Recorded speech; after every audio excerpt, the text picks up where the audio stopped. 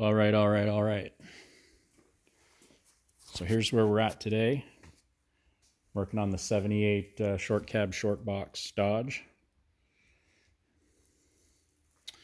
So if you haven't seen the videos before, if you haven't seen the previous videos, I should say, we'll do a quick breakdown of what we've done here.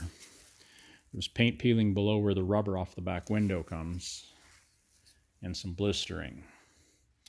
So what we found, we took the back window out. There was a little bit of rust. Someone had painted, basically they taped around the rubber. They didn't take the window out. And they just painted the rubber. They actually got paint on the rubbers and everything. Now this side was okay. It sanded out. But you could see like a line wore through, you know, from being a 45-year-old truck with rubbers. Now the rubber that was on the truck was changed about 5 years ago with the back window, and it turned out that the line was in a different place, and you could see both lines wore through. Well, one just left a mark, but the old rubber was different than the new rubber, and it had cut right through the paint.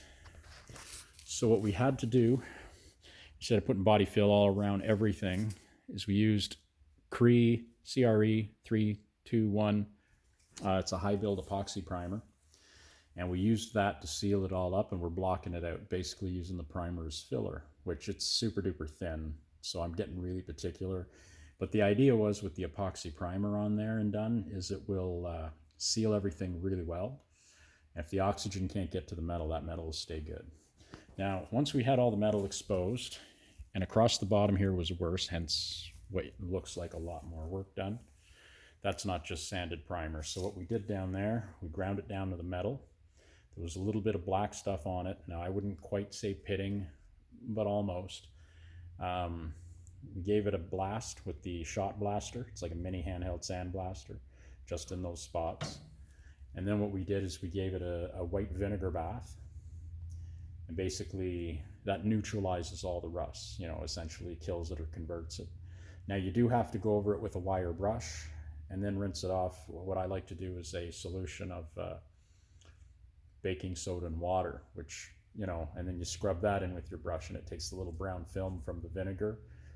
The brown film you'll get is not rust or flash rust. It's just the reaction of the vinegar to the metal. It'll turn it to a tea-colored brown. So anyway, to neutralize it, you clean it all off with the baking soda and water mixture. You just basically put enough in that it turns the water nice and cloudy, and scrub it and get it in, make sure you neutralize it. Then you wash it off with soap and water, and you're done. But then you're also bare metal, so you want to make sure you dry that right away. And then after that, the moment it was dry, we took a Rolock and we cut up across the bottom where we wanted to do body work. We didn't do anything where there would be just the epoxy primer, just where we wanted to do a little filler work.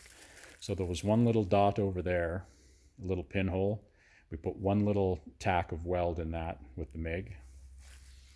This whole top edge had pinholes in it at some point, not when we did it, but probably 30 years ago when the truck was done in the 90s, and someone had basically used brass, and they torch welded it all in. That was all in great shape, but some of the paint was flaking around it because things don't stick to brass really well. So we basically resanded all that out. We just buried it in epoxy primer, the same as the rest. This will hold even on the brass, I believe. At least as good as anything else would, if not better. So we should be covered for a lot of years. Now, the next thing we did, right down to, you can see a little line there. I'm going to have to do a bit of sanding there to take this line away right here, because I don't want to see that through the paint.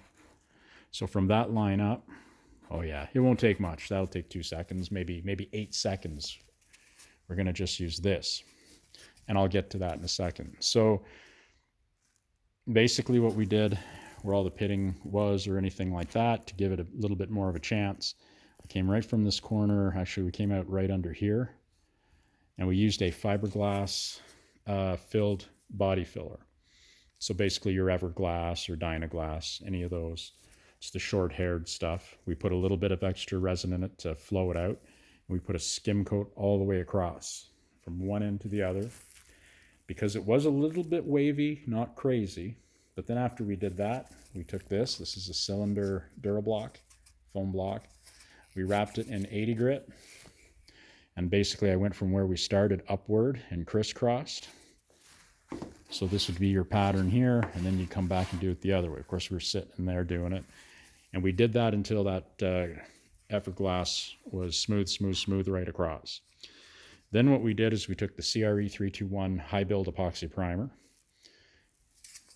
And if you look up here, you'll see where the primer doesn't go up to the tape. So what we did is we put a foam tape. We put the foam J tape on there all the way around. So you can even see at the bottom where it's sanded, where it's black down low. That's where we went with the J tape. So we wouldn't get any primer down there because we don't want a bunch of buildup down there. We're going to try to paint this, and where the tape line is, we're going to buff it back into the cab. So you will see the repair if you come up and really look for it. But I think, 99% of it should hide pretty good, and most people would never see it. Because we don't want to repaint the whole truck. It's a 30-year-old paint job, but it's held up really nice, so we're going to leave that alone. But we did want to make this a little bit straighter, and it was actually pretty good. It wasn't like super wavy. You see a lot of these trucks, look below the back window, they're all banged up and wavy, and people put Bondo in and they try to hand sand it smooth, and you end up with all the waves. This didn't look like that, except for a couple little marks where now we've smoothened the whole thing out. And I thought if we're fixing it, put the filler in, do that as well. Now, if rust ever came back through, it would also take longer to get through the Everglass filler. So once we had that smooth, we put the primer on. We used this block to block it. Now I'm going to come up close. You can see here how there's orange peel in the primer. Here there's not a lot, but from about here that way, it was quite heavy. But that gives you enough that you can sand it with this crisscross pattern, kind of side to, well, here. So basically you take it here and you come up like so with two hands sitting in the box, and then you go the other way and you just keep working that across, and you'll see little dark spots like right there. That means you didn't go low enough to make it flat. So here we got it. Well, obviously from here out we got to keep going all the way around the window, but around the window will be easy because it's thinner. Like up there, I think there's a spot where there's 2 coats. The rest around the window is 1 coat. But down here, and I mean, it was just to fix the tape line from the previous paint jobs. There's actually 2 tape lines in there, and one was kind of failing. So this will seal it all, but it'll also make it smooth enough that when we paint it, there'll be no line at all. So when the rubber comes over, it'll have something to sit on. And I mean, it might wear through over time, but it'll outlast me. So that's just fine. But you can see here it was kind of messed up. There was a bit of a transition from the glass. We had to do a repair right here. So you can see how it's all wavy. So that's got to be all sanded down till it's nice and flat. So these are a little harder to block. We're going to use a soft square foam block with a 6-inch round pad on it. Just kind of come in here and go in this direction here, and hopefully it just blends right in. Because you just want it to look natural, and like you don't want to see that there was filler work done. So that's where we're at with the 78 Custom 100. Now while we were at it with the primer, I can probably show you a little better on these.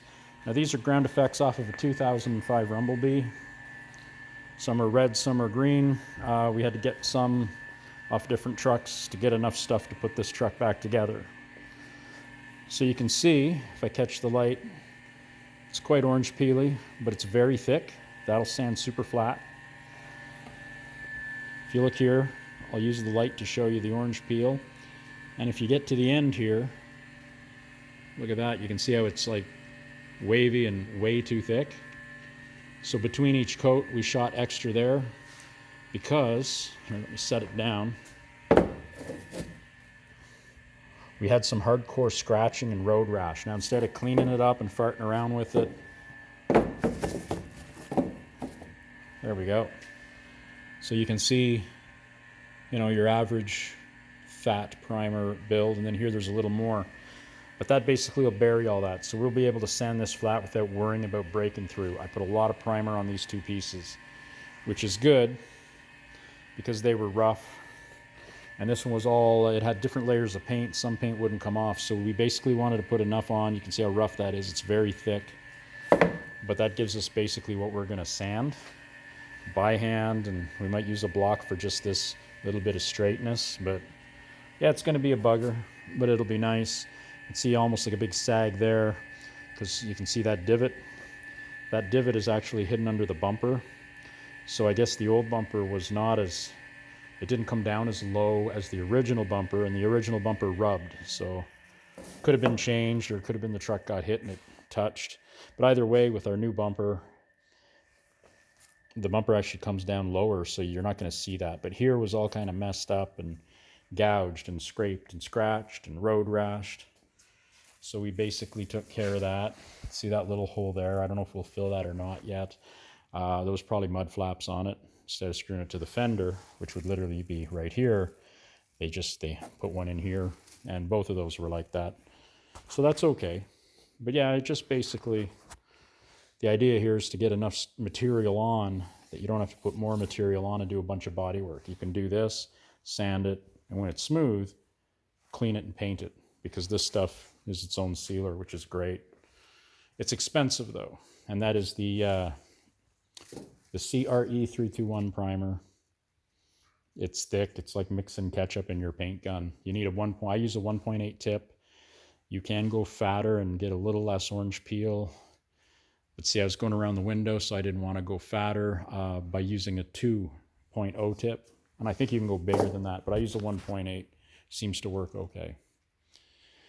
So yeah, next time you see this, hopefully it'll be in black paint. Cheers.